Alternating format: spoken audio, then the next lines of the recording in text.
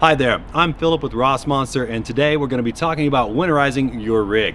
Now, whether it is a van or a truck, the process is essentially the same. There are two ways that you can winterize your vehicle. We're going to be talking about the antifreeze method today, so let's hop inside this truck and check it out.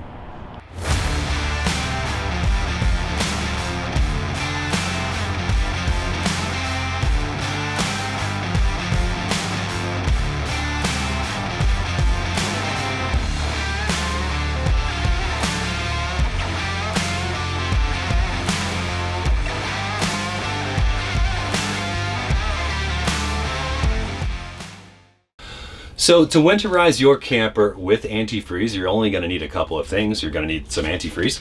It's RV appropriate is what we're looking for, usually pink like this one here. Also, a very good idea to have a few rags handy just in case. The first step in this process is we're going to empty our freshwater tank. Now, depending on your build, you may have to do this via the water pump, or you may have a tank-specific drain valve like this truck does here. If you have a water pump, you'll simply turn on the water pump, open your sink faucet, and run it until no more water comes out, thus indicating that your freshwater tank would be empty. If you have a drain valve like this one, we're going to open up the drain valve and allow the water tank to drain that way. Once we've emptied our freshwater tank, now it's time to locate our antifreeze pickup hose. It's going to be in your plumbing cabinet, and it's going to be a coil of hose usually about 2 or 3 feet long, such as this guy here. Once we've located our antifreeze hose, we're going to follow that line back to where it Ys into the plumbing. Right there should be a valve that is currently closed. We're going to go ahead and open up that valve.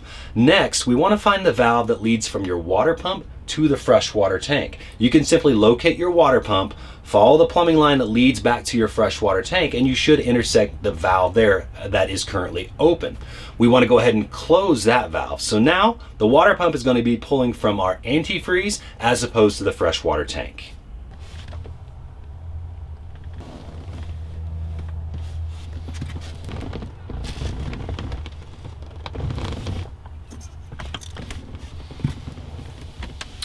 So once we've opened the valve for our antifreeze hose and we've closed the valve from the water pump to the freshwater tank, now it's time to introduce antifreeze into the system. So we're going to grab our gallon jug of antifreeze and our hose. I'm going to take the cap off.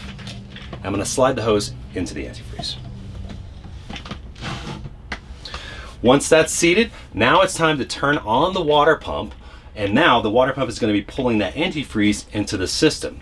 Next step, once we've got the water pump on, is we're going to go to our sink, our shower if we have one, our outdoor shower if we have one, and we're going to make sure that the pink antifreeze is coming through all of our plumbing fixtures. So to turn your water pump on, that switch may be located on your Firefly screen, like on this truck, or you may have an actual switch. Go ahead and turn the water pump on, and we should start to see that antifreeze flowing into our plumbing system.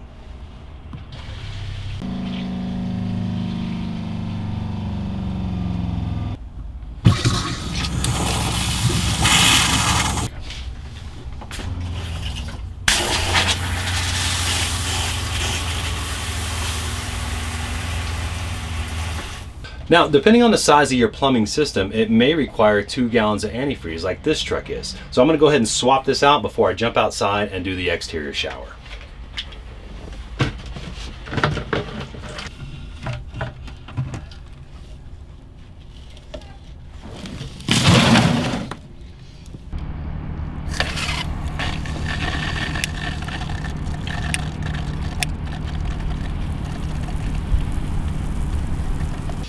Once we have antifreeze coming out of all of our plumbing fixtures, we're almost done. Next, we can take our antifreeze pickup hose and remove it from the jug of antifreeze. Be mindful though, there's still antifreeze in this line. So if you've got somebody helping you here, pull this out just a bit so it's no longer in the antifreeze and have them turn the water pump on for just a second. If you're by yourself, just pull the hose out so it's no longer pulling from the antifreeze like I did just there. Jump up, turn that water pump on for just a second. That'll clear that last bit of liquid out of that hose so you're not making a mess. So with our hose empty, we can coil that back up where we got it.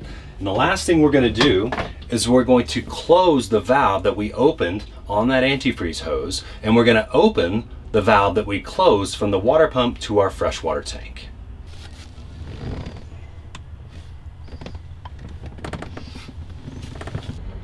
So once we got our valves back in their original place, we're done. That's it. We've winterized our vehicle with antifreeze. Pretty straightforward. Now let's talk about what it takes to unwinterize once we put antifreeze in the system. The first step is going to be filling your freshwater tank back up full of water.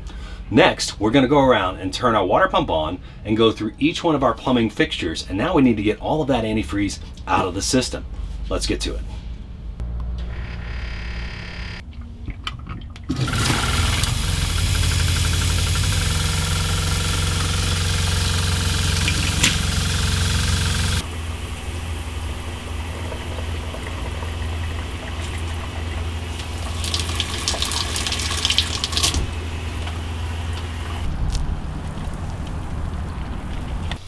We're going to run the system until we see nothing but normal clear water coming out. It's not a bad idea to literally give that water a little bit of a smell or even a little taste. If you're still tasting anything weird like antifreeze, keep running it and keep going until you get a clear system.